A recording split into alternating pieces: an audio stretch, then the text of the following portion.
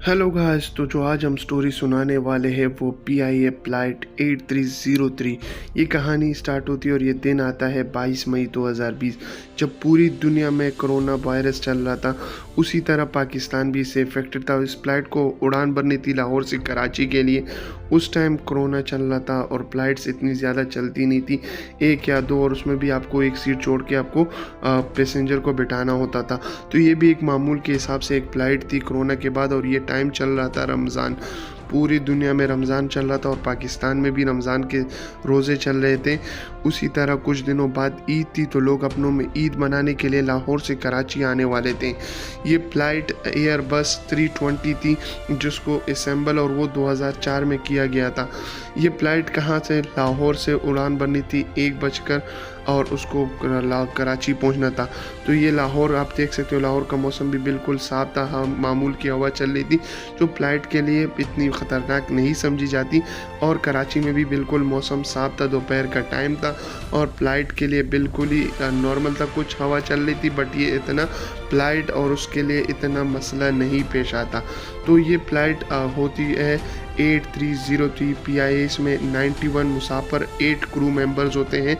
और इस फ्लाइट में कैप्टन जो है वो सजाद गुल था, जो टोटल फ्लाइंग आवर्स एक्सपीरियंस 17,000। इसमें टोटल ऑन टाइप जो थे वो 4,700। तो ये बहुत ही क्वालिफाइड। और ये जो एयरप्लेन थी वो एयरबस A320 थी, जो 2004 से असेंबल थी और वो चलने के काबिल और पाकिस्तान के हवाले की गई थी। तो ये आप देख सकते हैं कॉकपिट। उसके साथ हम जो फ्लाइंग ऑफिसर थे, कैप्टन था सजाद गुल। एक एविएशन टेस्ट होता है 1996 में, वो फेल कर चुके थे। किस वजह से? क्योंकि उसका जो नेचर था वो बोसी नेचर के थे, अपने आप को ऊपर और जो नीचे उसके साथ होते थे उसको थोड़ा कमतर समझते थे।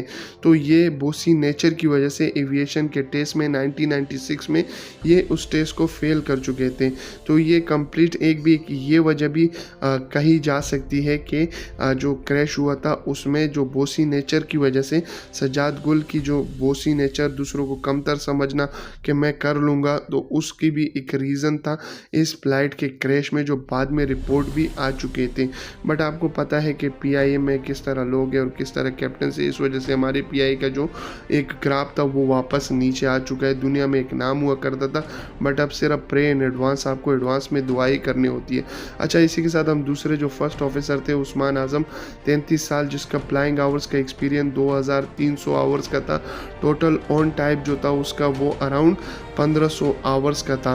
तो फर्स्ट ऑफिसर भी काफ़ी एक्सपीरियंस थे, ऐसे कोई नहीं थे कि जो कहा जाए, मतलब काफ़ी खासा इसके पास भी फ्लाइंग आवर्स का एक्सपीरियंस था। तो इसी तरह ये फ्लाइट PIA 8303 मामूल के हिसाब से आफ्टर द कोरोना वायरस इसको उड़ान भरना था लाहौर से कराची के। जो परवाज़ थी 8303 1:05 अलामा इकबाल इंटरनेशनल एयरपोर्ट से उड़ान भरता है और उसको कराची लैंड करना था तकरीबन 2:30 बजे। तो ये फ़्लाइट जो होने वाली थी अराउंड 1 घंटा और 45 मिनट की। जो टोटल डिस्टेंस इनको कवर करना था अराउंड 1021 किलोमीटर डिस्टेंस इनको कवर करना था। जो इनके लिए मतलब डेली रूटीन थी। जो क्रू मेंबर थे वो कैप्टन्स को कॉल करते हैं कि आपके लिए नाश्ते के लिए कुछ लाऊं या लंच के लिए, तो वो लोग मना कर देते हैं, क्योंकि मैंने आपको बताया था कि रोज़े चल रहे थे और पाकिस्तान में भी रमज़ान का टाइम था। तो ज़्यादातर जो कैप्टन्स और या मतलब एयर एविएशन वाले होते हैं वो रोज़े रखने मना करते हैं कैप्टन्स को, क्योंकि आपके पास सेफ्टी, मुसाफिर की सेफ्टीज़ देखनी होती है, माइंड कैसे वर्क करता है। रमज़ान में आपको पता है कि किसी का भी फिर उसी तरह माइंड फ्रेश नहीं रहता।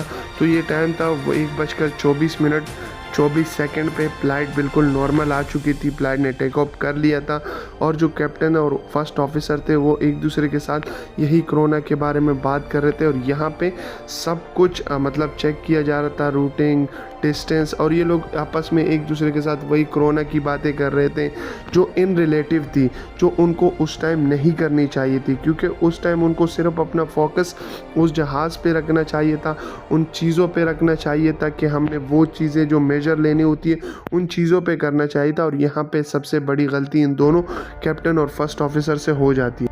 8303 कराची के हवाओं में और परवाज़ पहुंची तो मौसम बिल्कुल साफ था। लैंडिंग आम हालत में होनी थी। जब एयर कंट्रोल ने टावर ने कांटेक्ट किया 8303 वालों से, उन लोगों ने कहा जो आपकी अप्रोच है, जो आपकी वो है, वो बहुत ज़्यादा है। तो कैप्टन सजाद गुल कहता है कि हम इसके साथ कंफर्टेबल है, वी विल मैनेज, हम मैनेज कर देंगे। बट ईटीसी टावर बार बार उनको ये गाइड कर रहा था कि आपकी ऊंचाई बहुत ज़्यादा है, उसको कम करें।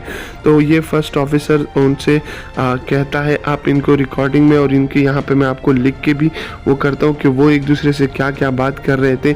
स्टेंग to your confirm change hour, तो वो कह रहे कॉन्टैक्ट 125.5 से कॉन्टैक्ट करो। तो ये कंट्रोल टावर जो बार बार इनको खबरदार भी कर रहा था, लेकिन कप्तान जो था वो अपने उसमें अटका हुआ था और वो कह रहा था कि हम सही है, हम बिल्कुल स्मूथली लैंडिंग कर सकते हो। ये मकली वे पॉइंट है, आप इसको भी देख सकते हो। ये मकली वे पॉइंट जो रनवे के लिए आपको बताया जाता है, कराची एटीसी टावर जो उनको गाइड कर रहा होता है, वो बिल्कुल ही जो कैप्टन था उसको नज़रअंदाज कर रहा था। ये कह रहा है Pakistan 83 confirm track mile comfortable for descent. Captain कह रहा है कंफर्म, उसको भी कंफर्म कर लेता है। तो ये बिल्कुल ही एटीसी के साथ कांटेक्ट में थे, बट उसको बिल्कुल ही मानने से, या मतलब उनकी जो गाइडेंस थी उसको नज़रअंदाज कर रहे थे। बार बार ईटीसी टावर इनको कांटेक्ट करता था, इनसे बता रहा था, इनको गाइड कर रहा था कि आपने क्या करना है, आपने कौन से रनवे पर उतरना होता है। तो जो भी आम शख्स भी है उनको पता है कि फ्लाइट को जो ईटीसी टावर होता है उन लोगों ने मैनेज करना होता है, उन लोगों ने रडार के सिस्टम से उनको बताना होता है कि आप कौन सी ऊंचाई पे है, आपने कब नीचे आना है, आपने कितनी ऊंचाई रखनी है, कौन से रनवे पे उतरना है। तो ये जो सारी डिटेल होती है वो आपको ईटीसी टावर गाइड्स कर रही होती है और आपको उसको मानना लाजमी होता है, क्योंकि उसके गाइडेंस के अलावा आप ना लैंडिंग कर सकते हो ना टेक ऑफ कर सकते हो। तो अब जो वक्त आता है वो आता है लैंडिंग का। दोबारा एटीसी टावर इनसे कांटेक्ट करता है कि Pakistan clear to land 25L। वो क्लियर करते हैं लैंड उनको कि आप यहाँ पे लैंड करने की कोशिश कर सकते हो। तो लैंडिंग आम हालत में बिल्कुल होनी थी, बट कंट्रोल टावर ने जब दोबारा किया, लेकिन कप्तान ने लैंडिंग की कोशिश की। बदकिस्मती से लैंडिंग जो गियर होता है जिस पे जहाज़ को उतरना होता है, वो उन लोगों ने खोला नहीं था। बगैर केयर के वो त्यारे को रनवे पे ले आए। तो जब ये रनवे पे बगैर केयर खोले हुए लाए तो उसे झटके महसूस हुए। जो इलेक्ट्रॉनिक सेंट्रलाइज एयरक्राफ्ट मॉनिटर होता है वो आपको सब कुछ गाइड कर रहा होता है। इस झटके से इंजन ज़मीन से, दोनों जो इंजन थे 8303 के, वो दोनों ज़मीन से टकरा गए और उनको शदीद नुकसान और शिकार हुआ।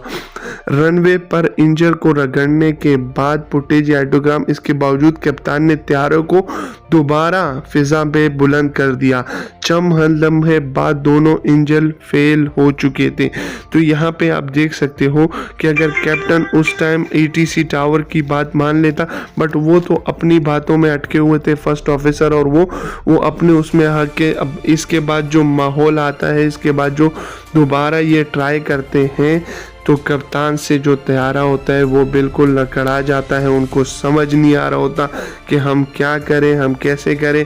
इसके बावजूद वो दोबारा लैंडिंग करने आ जाते हैं। तो आप देख सकते हो कि ये दोनों इंजन इनको फेल कर चुके थे। ये दोबारा ट्राई कर रहे थे कि हम किसी तरह जहाज़ को लैंड कर सके, बट ये इनकी सबसे बड़ी गलती थी और इसी वजह से इनके दोनों जो इंजन थे वो ऑलरेडी फेल हो चुके। ये आप देख सकते हो, ये कुछ रियल फुटेजेस और तस्वीरें हैं जो आपके सामने चल रही है। जब ये लोग लैंड कर रहे थे without gear take off, sir जो फर्स्ट ऑफिसर उसको कहते हैं कि दोबारा उड़े, दोबारा उड़े। तो ये दोबारा यहाँ से उड़ान भरते हैं 2:15 पे। दोबारा उड़ने के बाद Pakistan air force we will like to come again for ILS। ये दोबारा परमिशन मांगते हैं एटीसी टावर से कि हम दोबारा, रोजर आप दोबारा लेफ्ट हाइडिंग कंफर्म। वो कहते हैं left heading 110 climb to 3000, 10 climb 3 to Pakistan. वो कहता है 8302 के ओके।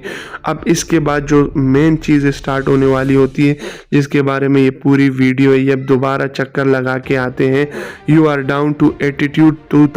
वो कह रहे हैं sir we have just give me 2000। तो वो 2000 की वो मांगते हैं। वो कहते हैं चले आप मेंटेन करें, 2000 की ऊंचाई आप मेंटेन करें। बट ईटीसी टावर ने उनको मना किया था। वो कह रहे हैं दोबारा क्या आप 1800 पे डिसीड कर रहे हो, वो कह रहे हैं under copy we are now maintaining try to maintain. वो कह रहे हैं कि हम दोबारा मेंटेन करने की कोशिश कर रहे हैं। इसके बावजूद जब दोबारा कप्तान तैयारे को फिजा में बुलंद कर गए, दोनों इंजन फेल होने के साथ तो अपेयर टर्निंग लेफ्ट, वो कह रहे हैं कि दोबारा लेफ्ट हो जाए। वो कह रहे हैं हम प्रोसीड कर रहे हैं बट हमारे जो दोनों इंजन है वो ख़त्म हो चुके हैं, फेल हो चुके हैं और इसी के साथ ये कैरी आउट करना चाह रहे थे बट मुश्किल था। और इसी के साथ वो वक्त आता है जिसके बाद जो मतलब अन्य रनवे अवेलेबल उनके लिए कर दिया था। ETC टावर ने उनको रनवे भी बता दिया था कि आप इन पे कोशिश करें, हमने सारे मेजर ले लिए, आप दोबारा आए और दोबारा कोशिश करें लैंडिंग की। बट जो जहाज़ था वो संभल नहीं रहा था क्योंकि जो दोनों इंजन थे वो दोनों फेल हो चुके थे। और इसी के साथ वो आखिरी जो बयान उनका कैप्टन का सज्जाद गुल का जो बयान था, we have lost mayday mayday 8303। Both engine, तैयारा बिल्कुल बेकाबू हो चुका था। चंद सेकंड के बाद ये कराची की मॉडल कॉलोनी की गंजन आबाद इलाके में गिर गया और इसी के साथ तैयारे में घरों पर गिरने के बाद जोरदार धमाका हुआ। धमाके के साथ पट गया पूरा इलाका जो धुएं, आग, चीखे और मलबों से भर गया। इस हादसे में 97 अफराद जाँ बहक, लेकिन मुआवजाती तौर पर 2 अफराद जिंदा बच गए, जिसमें पहले जफ़र मसूद जो बैंक ऑफ पंजाब के सदर, दूसरा मोहम्मद ज़ुबैर एक आम मुसाफिर जिन्होंने अपना बयान में भी कहा कि जहाज़ हिचकोले खा रहा था, फिर हर तरफ धुआं और आग थी, चीख रहे थे, रेंग रहे हुए थे, बाहर निकल रहे थे। तो अब तहकीकात जब हुई कि गफलत और रिपोर्ट आई तो इसमें तहकीकात के अहम निकात जो थे, पायलट ने ETC के वाज़े हिदायत नज़रअंदाज किए, लैंडिंग गियर खोला ही नहीं मगर लैंडिंग की कोशिश की। पायलट और फर्स्ट ऑफिसर दौरान परवाज़ गैर मुतालिका बातचीत में मसरूफ़ रहे, ख़ास तौर पर कोरोना वायरस के बारे में। इंजन के रनवे पर रगड़ने के बाद कोई तकनीकी चेकअप के बगैर तैयारा दोबारा बुलंद किया गया। फाइनल लैंडिंग से पहले ही इंजन मुकम्मल तौर पर फेल हो चुके थे। अब इंसाफ या मतलब सीखा क्या सबक से, हम क्या सबक सीखा? कप्तान सज्जाद गुल उस्मान अपनी जानी कुर्बान कर चुके, लेकिन उनकी गलतियों से हमें सबक सीखने को मिलता है कि ये एक हादसा वार्निंग, अगर आप एहतियात ना की जाए, अगर तरबियत नाकिस हो और अगर हिदायत को नज़रअंदाज किया जाए तो सिर्फ लम्हों में सब कुछ तबाह हो सकता है। हम PIA के 8303 के तमाम शोहदा को खराज हकीकत पेश करते हैं। अल्लाह ताला सबको अपनी रहमत में रखे, आमीन। तो ये थी आज की वीडियो, ये थी complete story PIA 8303। I hope आपको वीडियो अच्छी लगी हो, हमारी कोशिश अच्छी लगी हो। अगर आपको वीडियो अच्छी लगे तो लाइक करें, शेयर करें और चैनल को सब्सक्राइब करना मत भूलिए। मिलते हैं किसी नई वीडियो, किसी नए टॉपिक के साथ। तब तक के लिए मुझे इजाज़त दें। वस्सलाम।